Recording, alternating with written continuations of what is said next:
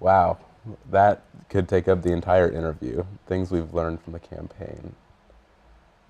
I think we could go in several different directions with that. Personally, there's things I've learned, things that could have gone differently with the election, different things you could have learned too. So I'll try to hit on both of those, and I'll let Chris hit on some stuff he'd like to talk about too. Um, do I think there were flaws in an election process? Sure, yeah, I think there were definitely things we could learn and improve upon going forward, that we could implement or change, specifically things that don't agree with each other within the MSA bylaws and the BEC handbook and the student court handbook, that just need more continuity between them. When it comes to personal things, I've learned that if you stay focused and you know, only focus on the things that you need to get done, and the task at hand, and for us that would be winning the election, that you will see those things come to fruition. When you spend your time dealing with outside things, trying to maliciously attack other people or talk down about other people, you will ultimately never win. And Chris and I, quite honestly and quite literally, never did that. No one ever came to our campaign events or our table, and never would they ever hear a negative word out of us about other campaigns. I mean, if anything, it was quite the contrary. People asked us all the time, would you have, you know, Syed or Heather or Jordan, his running mate, on your cabinet if you know, it came down to that? The answer was always yes. They had incredible vision, they had incredible ideas, and their input on things would have been amazing. So when it came to talking about other people, that was never something we ever did. And outside of the campaign too, strategies of winning were never anything maliciously intentful. So we never did something that was slanderous or against other people. We always just stayed focused on informing the students on what we wanted to do, what we were about, and how we wanted to include them on our platform. I think what I learned is the importance of every single student's voice, especially during voting. You had students that would come up to the polling station with a lot of different concerns all across the board, and so, you know, throughout our term, I think it'll be so important to make sure that we're hearing all of those voices and pushing for their needs, whether that be with the administration or just something that we can do as a cabinet or anything else.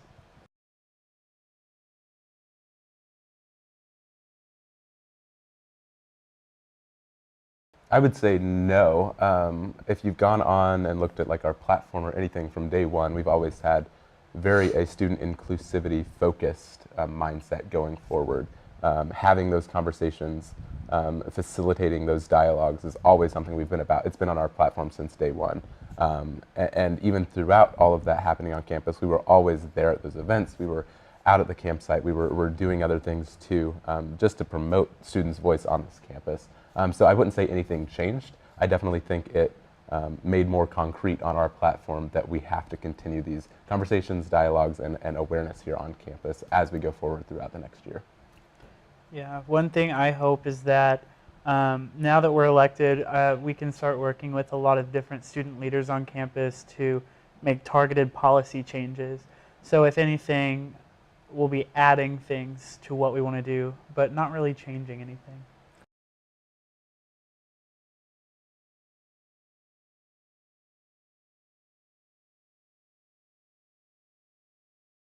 I think Peyton and his administration especially did a fantastic job in the way you're supposed to respond to those situations. And I wouldn't even call it a situation, I'd call it a movement and or, you know, students here on campus who are wanting to enact change. That comes with making sure you are constantly listening to things happening on campus. I think it's really easy to get in this mindset of, well, we're a cabinet and we are going to push forward with what we want to do. And that is never a good mentality, especially when what your job is as a cabinet is to be the student voice. So every single person that we appoint or that we are working with, whether it be in Senate or our cabinet or anyone throughout MSA, we expect that they will be out there listening. We expect that they will constantly be garnering other people's ideas and support and constantly making sure that we are in tune and that we are doing things that the student body actually wants us to do. And if that is advocating for certain things on campus, we are all in, all there, all the time.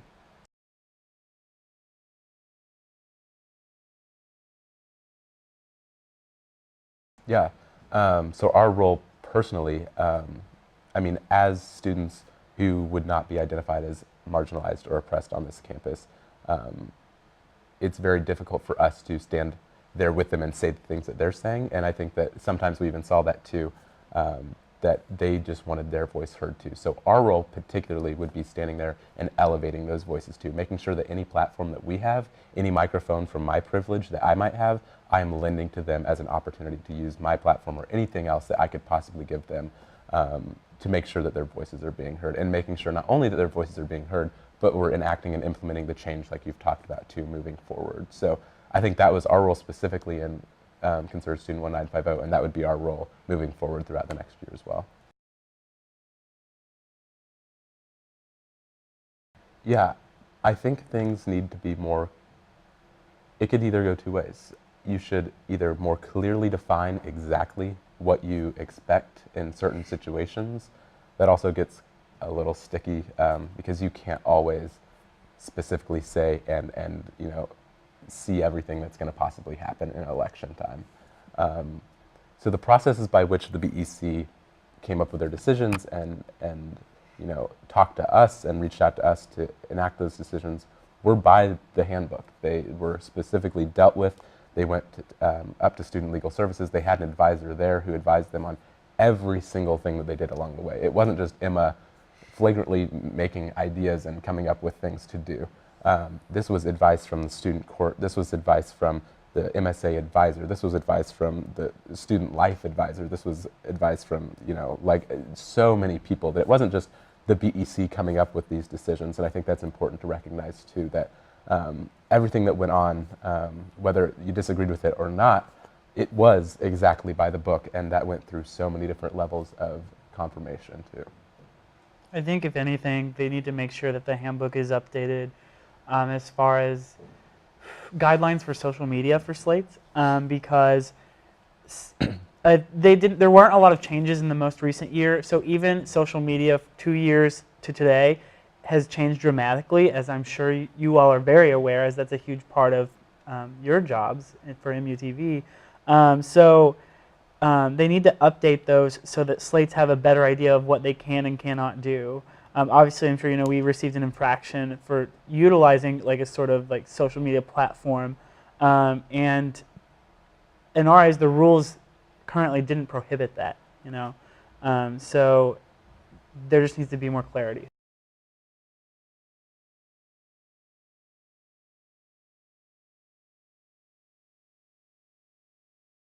No, I was sitting in Chick-fil-A actually when I got the notification, and oh, I'm not sure how I quite felt about that coming through on my phone. I was not aware that it was happening, and if I did have the foresight to know that that was happening, I would not have let that happen. And I think that just shows you too that we quite literally, in many situations, had no control over things that were sent out or the way that things were dealt with. But no, I was not pleased to see that came out on that platform, just given everything that revolved around Pocket Points. I'm glad that they supported me in many different ways. I am so thankful and appreciative to them and what they helped me with. But no, we were not aware that they were going to send that out for us. So.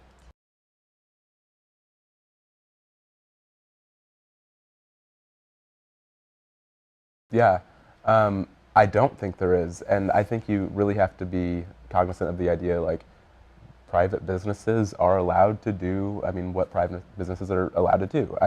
Starbucks sponsored us, La Siesta sponsored us, Caldi's sponsored us. Noodles let us put up posters throughout their restaurant. It's really hard to draw a line and say, well, this is what you can or can't do. You can't really tell a private business what they can or cannot do. That's the prerogative of being a private business. So that's really tough to say whether the BEC wants to do that or not. I'll be all in and help them come up with ideas of how we can restrict that. But again, that is totally up to someone's business. Yeah, in the past, even restaurants had offered discounts if you could when you for voting or something like that. Not this year, but in past years. So, like we said before, if that's something that they don't want to be happening, which in my opinion, I think it's fine. Like you said, private businesses should be able to do whatever they'd like. You know, the man-eater endorses a candidate. Why can't private businesses endorse a candidate? But if for some reason the BEC says they don't want that to happen, then it needs to be clearly stated, because it's not currently. Mm-hmm.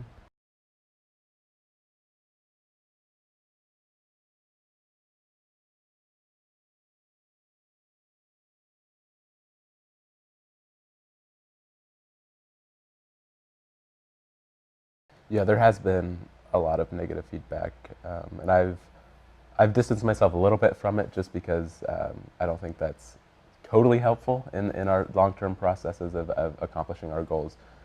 But I think something that I always mention whenever someone talks about this too is that anyone who I've ever seen post something or say something relative to us or the campaign has never talked to me personally. No one has ever reached out to me to ask me questions. No one has ever talked to me, whether it be about pocket points or just the way things were run or us, our platform in general. I've never seen a single person who's posted something negatively been someone who has talked to me personally. And I am always open for that. And I say that time and time again, that if you have questions or if there's something you need clarity on or just anything I can help you with, my door is always open. I mean, email me, text me, anything. I will be there to help, you know, get you through or talk to you about whatever you'd like to talk about. So I think that is definitely, you know, something to keep in mind, that the people who might be posting or saying things to, I don't know exactly where they're coming from in some of those things. Some things I might understand, but I wish that they would come talk to me personally too, because I would always be open to it. Yeah, absolutely. And the most important thing, like you said, is keeping our door open. And as long as we're doing that and you know, listening to people's concerns, then we're doing what we're supposed to. I mean, I'm glad that there are people that are going to hold us accountable while we're in office, because that's really important. And you know, call us out if we're not doing something right or doing something that's not helpful to the Mizzou community.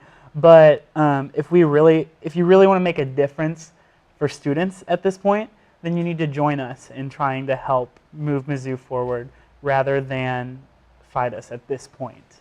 You know, when the votes have been cast, that's really the end of the story.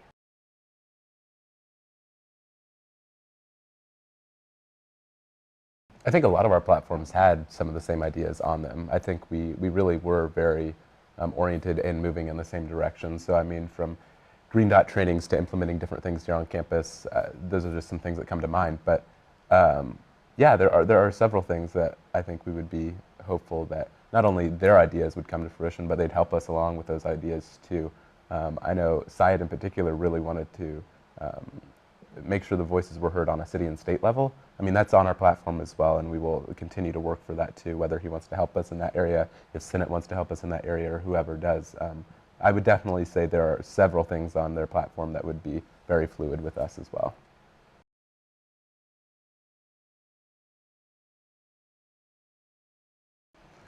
So Chris and I, just a little background story too, sat together this past year on the budget allocation and advisory committee that was the chancellor's committee, to just kind of give you know, suggestions on the upcoming budget year, fiscal year, different things like that. So we got to give advice in that realm too, and so it is kind of interesting seeing new administration to what their ideas are and things like that as well. So I currently still sit on that too. I got to meet Chancellor Foley this past week whenever he came in and talked to that committee as well. But I know that we will definitely be in contact with them, and we'll have those meetings as well. I don't know in what fashion. I know that you're talking about too, because he is in that role of also in the search for possibly a new chancellor. We'll definitely be in on those meetings, those talks as well, wherever they want us or wherever they need us to be. We will be there. So I think no matter what, we'll be, whoever the acting chancellor is, we will be talking to them consistently. I don't think there's a worry about that, but we also want to be in the talks of, okay, who is the next chancellor going to be, and how can we best make sure that students' voices are the most prominent voice for that selection.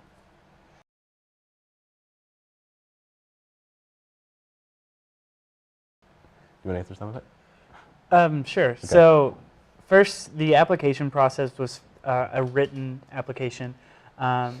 And of course, we've already gone through that. We actually ended up giving every candidate an interview. We had some really impressive people apply for cabinet. One of the biggest things we're going to be looking for, or we're looking for, is people that show a lot of enthusiasm and a lot of passion, not necessarily for MSA, but just in things they've done in the past or are doing right now.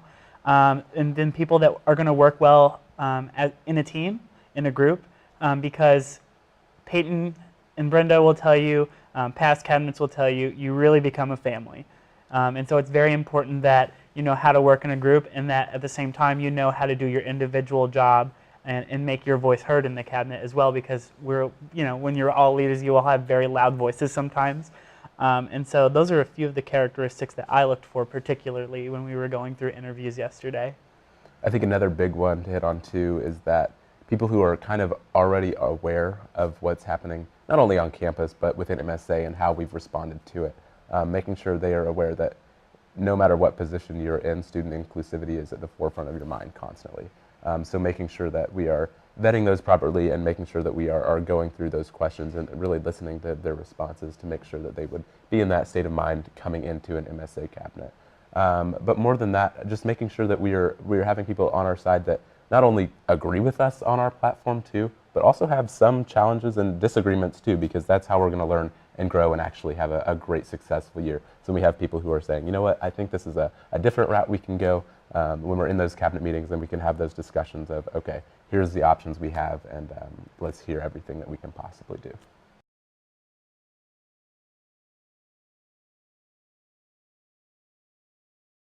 It's a great question, and I think it changes for every president that comes through.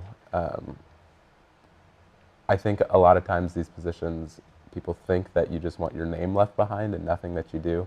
I don't think it could be any more contrary to what I want. Over this next year and after, I definitely want people to look back at the 2016 calendar year and recognize that something happened that benefited them. I don't care if my name is attached to something or not. I know that, we oftentimes think of like Tiger Pantry or Truman's Closet, sometimes in the Nick Draghi era of MSA and different things of that nature. And Enough is Enough happened under Kelsey Haverberger and Mason Shara. But I don't really care about having my name attached to something as much as I want students to realize that their time here was valued, that everything that they had to say was listened to, and that their overall academics or involvement or anything they wanted to do here was helped by their student government, that they felt promoted and they felt actually welcome, not only in their student government, but on this campus too. And they felt that came specifically from MSA. Yeah. I think that what I would like to see is that people after this year are able to say that, that we were open and that we were there for them. That's something I don't want it to ever seem like, MSA is up here and then all the other students are down here and there's a disconnect and a void between us. I want people to come to us with our concerns. Like we said, quite literally the doors to our office will be open, Yeah. And so when students have something that they feel that needs to be addressed, I hope that they come to talk to us.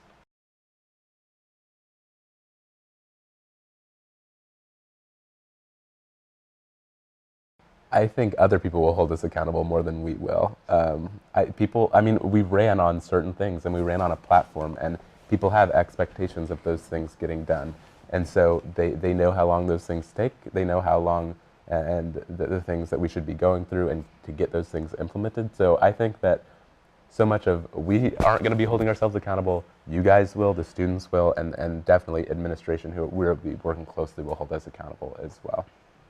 And like how we accomplish that, one thing that I started to do even before we were elected, just I wanted to know exactly how we would accomplish each task should we be elected. And so, each item on our platform, I've pretty much selected like one officer on cabinet or one area of MSA that would be able to take on that that item. That way, we have a way of getting every single thing done. Not that every single thing will probably get done. That would be amazing, but almost never happens. But that'll be the first step. When we start our first cabinet meetings, we'll be one step ahead of the game as to we know who can accomplish these tasks, and then they'll be able to get right to work as long as they have the direction.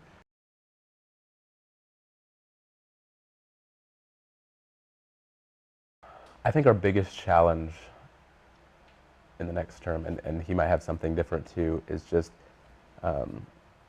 I would say working hand in hand, especially with an administration that has been so notably against or silent in the wake of students wanting to work with them. So making sure that we are reaching out to them and trying to understand where they are at and how we can best, go to them and get their feedback and get their input on things. I think that has just been a major change, especially over Peyton's administration too, how they've realized, sometimes we can't count on administration to help us in certain areas, and we can't go to them to ask them to do certain things for us. And that is a major challenge in trying to get things done and accomplished on this campus. But I know Peyton has that experience that he is going to help us with going forward to make sure that, that roadblock is there. Here's how we can actually get things done and accomplished if you can. Yeah. For me, I think one of the most challenging things will be working through such a time of transition for Mizzou administration. So, we're in the process of finding the next chancellor and finding the next system president. There's going to be a new student curator on the board of curators. There's going to be a lot of major changes. And, it does take administrators time to get used to their roles, especially if they come from outside of Mizzou. And we do work with a lot of those administrators to accomplish tasks and make policy changes. So they're going to be having a lot of their mind. We just have to make sure that even though they're new and they're getting used to everything, that they still are thinking about the students here, from day one.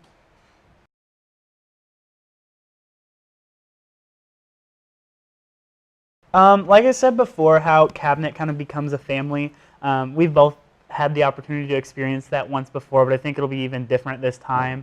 Now that we've literally selected who's going to be in it, and just those bonds that you make, I know they last past college. My friends that have graduated say that it does, and so I'm really looking forward to bonding with the cabinet and seeing what we can accomplish together as one team versus in our separate positions. It's very true. I'm excited for cabinet as well.